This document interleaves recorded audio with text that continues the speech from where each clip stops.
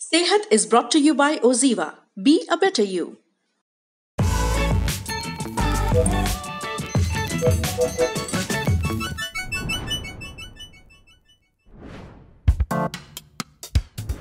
आपको याद होगा कुछ समय पहले हमने हर्पीस पर एक एपिसोड किया था।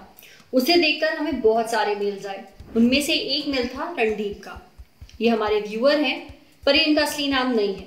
ये नहीं चाहते कि हम शो पर इनकी असली पहचान इस्तेमाल करें। भोपाल के रहने वाले हैं। अब रणदीप ने बताया कि कुछ दिन पहले वो एक नए पार्टनर से मिले थे।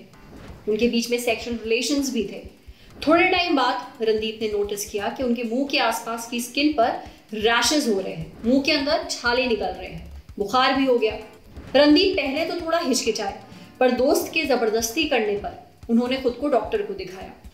डॉक्टर ने जांच की तो पता चला रणदीप को एसटीआई हुआ है, यानी सेक्सुअली ट्रांसमिटेड इन्फेक्शन। ये हर्पीस नहीं था, इसका नाम है सिफिलिस। अब बात यह है कि सेक्सुअल रिलेशंस के बाद, खासतौर पर असुरक्षित सेक्सुअल रिलेशनशिप्स के बाद, कई लोगों को एसटीआई यानी कि सेक्सुअली ट्रांसमिटेड इन्फेक्शंस हो जाते हैं, पर इनके बारे में मालूमात बहुत कम है।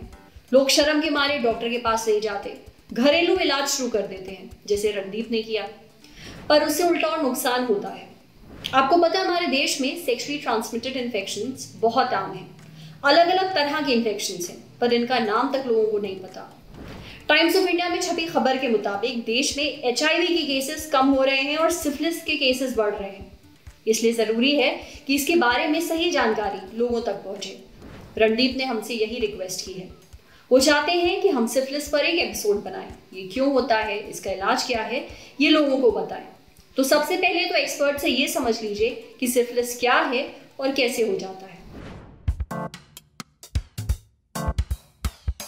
सिफिलिस एक यौन संचरित रोग है, मतलब सेक्सुअली ट्रांसमिटेड इन्फेक्शन है ये। किसी इन्फेक्टेड व्यक्ति से असुरक्षित लैंगिक संपर्क के द्वारा ये फैल सकता है किसी और को। इसके अलावा किसी माँ, अगर कोई माँ इन्फेक्टेड है सिफिलिस से, तो उसके बच्चे को भी सिफिलिस होने के चांसेस हैं। वो गर्भवती होने के टाइम या फिर डिलीवरी के टाइम में भी ये हो सकता है। बहुत ही रेयर सिचुएशंस में सिफिलिस किसी इन्फेक्टेड व्यक्ति के खून से किसी दूसरों को फैल सकता है। अगर इन्फेक्टेड ब्लड ट्रांसफ्यूज़ किया गया, ब्लड दिया गया किसी को बिना चेक किए, तो लगभग ये एचआईवी के तरह सिफिलिस भी एक व्यक्ति से दूसरे व्यक्ति को फैल सकता है, जिसमें असुरक्षित लैंगिक संपर्क बहुत ही कॉमन मार्ग है सिफिलिस के फैलने का। सिफिलिस के अलग अलग स्टेजेस होते हैं। पहले स्टेज और प्राइमरी सिफिलिस जिसे हम कहते हैं, इसमें किसी व्यक्ति को उनके गुप्तांग में कोई बिना दर्द के अल्सर्स हो सकते हैं। बहुत से बार ये पता भी नहीं चलते उनको। अगर किसी ने उसको देखा है तो फिर वो डॉक्टर से संपर्क करते हैं। बहुत सार बार ये पता भी नहीं चलता कि ऐसा अल्सर बन चुका है। ये प्राइमरी सिफिलिस में उसको अगर ट्रीट नहीं भी करेंगे तो अपने आप से वो चला जाएगा, पर वो प्रोग्रेस करेगा, आगे जाएगा। और सेकेंडरी सिफिलिस में शरीर में दाने धब्बे जैसे बन सकते हैं। किसी व्यक्ति को बुखार हो सकता है, उसके पैर में या फिर उसके हाथ में दाने धब्बे बहुत सारे आ सकते हैं, और इन दाने धब्बों में कुछ पानी जैसा भी भर सकता है। इसको हम कहते हैं सेकेंडरी सिफिलिस। ये स्टेज बहुत ही इन्फेक्टिव है। छूने से भी सिफिलिस, अगर किसी व्यक्ति, नॉन इन्फेक्टेड व्यक्ति के हाथ में कोई कट वगैरह रहा हो, खून वगैरह बह रहा हो, अगर इन्फेक्टेड व्यक्ति के संपर्क में आ गए तो छूने से भी ये फैल सकता है। सेकेंडरी सिफिलिस स्टेज में ये इन्फेक्टिव है। ऐसे चांसेस, ऐसे केसेस हम कम देख रहे हैं, बट आजकल एक दो ज़्यादा ही दिखाई दे रहे हैं। अगर इस स्टेज से भी कोई व्यक्ति बाहर निकल गया ट्रीटमेंट के बिना, तब ये टर्शरी सिफिलिस या क्वाटरनरी सिफिलिस में जा सकते हैं, जहाँ पे अंदरूनी जो ऑर्गन्स हैं या आपके दिल या फिर दिमाग पे या ब्लड वेसल्स पे सिफिलिस असर कर सकता है, जिसके वजह से नुकसान हो सकता है। बहुत से बार ये ब्लड वेसल्स जो है, जो हमें दिल से किसी दूसरे ऑर्गन तक खून ले जाते हैं, वो सूज जा सकते हैं, और अगर ट्रीटमेंट तब भी नहीं चला तो इसको जो हम एन्यूरिज्म कहते हैं वो फट भी सकता है। तो ऐसे होने के चांसेस आजकल बहुत ही कम है, क्योंकि अर्ली ट्रीटमेंट से ये सब रोका जा सकता है। तो सिफिलिस के जो 4 अलग अलग स्टेज हैं, अगर किसी भी स्टेज में हमने इंटरफियर करके दवाई इसका ठीक से दे दिया तो सिफिलिस को पूरा क्योर किया जा सकता है। ये 100% क्योरेबल बीमारी है। सिफिलिस बहुत सर जैसे मैंने कहा इसका डायग्नोसिस हम क्लिनिकली करते हैं, मतलब किसी व्यक्ति को देख के पता चल जाता है लक्षण के आधार पे कि ये सिफिलिस हो सकता है, बट कंफर्मेशन किया जाता है खून के टेस्ट में।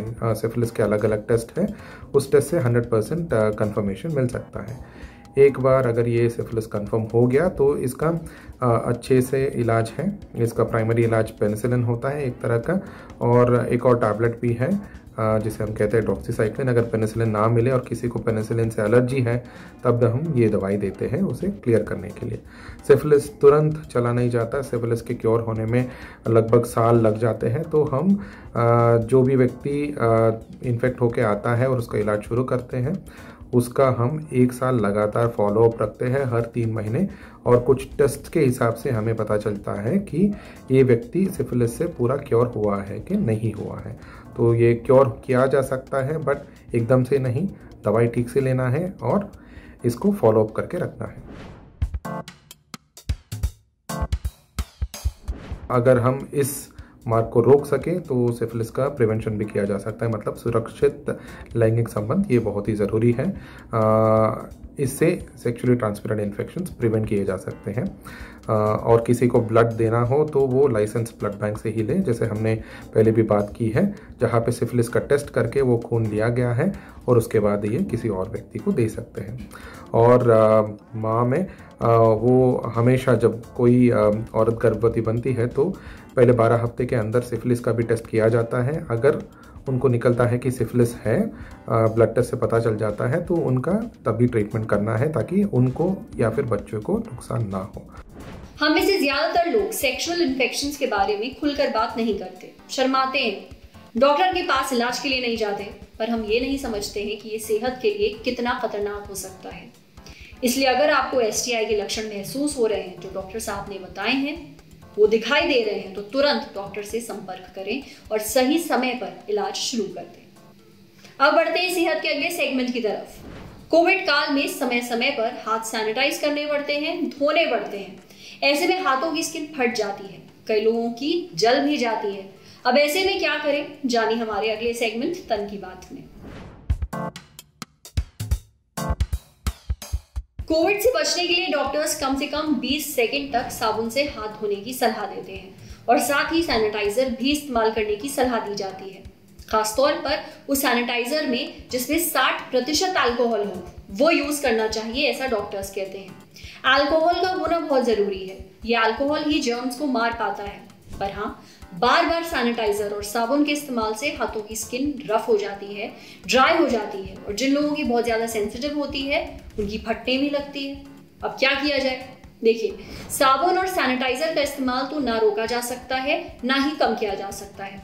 कोविड से बचने के लिए आपके पास मौजूद हथियारों में से ये एक है, इसलिए हाथों को फटने से बचाने के लिए कुछ और जुगाड़ करना पड़ेगा।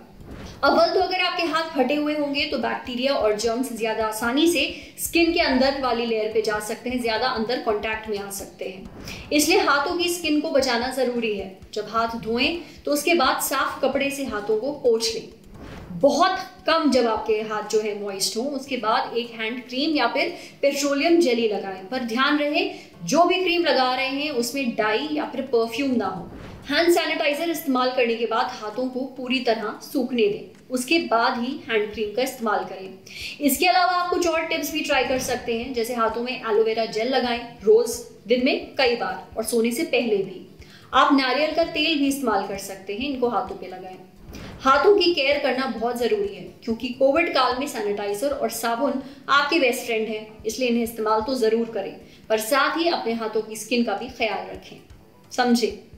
अब बारी है सेहत के आखिरी सेगमेंट की, खुराक, एक मस्त सी हेल्थ टिप। जैसे क्या वाकई अनानास यानी कि पाइनएप्पल खाकर आप वेट लूज कर सकते हैं।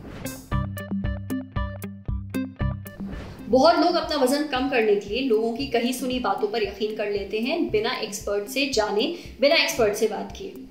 आपने कहीं कुछ पढ़ा, आपने डॉक्टर से कंफर्म भी नहीं किया, बस आंख बंद करके उसे मान लिया। डाइट से वजन कम करने के लिए लोग कीटो डाइट, GM डाइट और न जाने क्या क्या डाइट्स कर रहे हैं। आजकल मार्केट में एक नई तरह की डाइट का हवाला देकर वजन कम करने की बात कही जा रही है। नाम है पाइनएप्पल डाइट। दावा है कि 5 दिनों तक पाइनएप्पल डाइट फॉलो करने से आपका वजन मक्खन की तरह पिघल जाएगा। इस डाइट के बारे में 1970 में डैनिश मनोवैज्ञानिक स्टेन हेगलर ने बताया था। इसके लिए आपको 5 दिनों तक 2 किलो अनानास बाकी हेल्दी खाने की चीजों के साथ खाना होगा। नतीजा ये होगा कि 5 दिनों में आपका 5 किलो तक वजन कम हो जाएगा। इस बारे में हमने बात की न्यूट्रिशनिस्ट यश वर्धन से। उनका कहना था कि ये 100% गलत है। ऐसी कोई भी डाइट प्लान फॉलो करना बेवकूफ़ी होगी। देखिए, डाइटिंग करते वक्त भी आपकी डाइट में हर तरह के फूड शामिल होने चाहिए। मान लो डाइट में प्रोटीन ही नहीं होगा तो फिर बाल, स्किन और मसल लॉस होगा, साथ ही इसके रिजल्ट भी टिकने वाले नहीं होंगे। तो ना सिर्फ ये डाइट गलत है बल्कि आपकी सेहत के लिए भी खराब हो सकती है। आज सेहत पे इतना ही। अगर आप एक डॉक्टर हैं और हमसे कुछ शेयर करना चाहते हैं तो जो ईमेल आईडी इस वक्त आपको अपनी स्क्रीन पर दिख रही है उस पर हमें एक मेल भेज दीजिए। ये वीडियो फेसबुक पर देख रहे हैं तो हमारे फेसबुक पेज को लाइक करिए, यूट्यूब पर देख रहे हैं तो हमारे चैनल को सब्सक्राइब करिए, बेल आइकन पर जरूर क्लिक कर दीजिए ताकि जब भी हम कोई नया वीडियो अपलोड करें तो उसका नोटिफिकेशन आप तक सबसे पहले पहुंचे। शुक्रिया।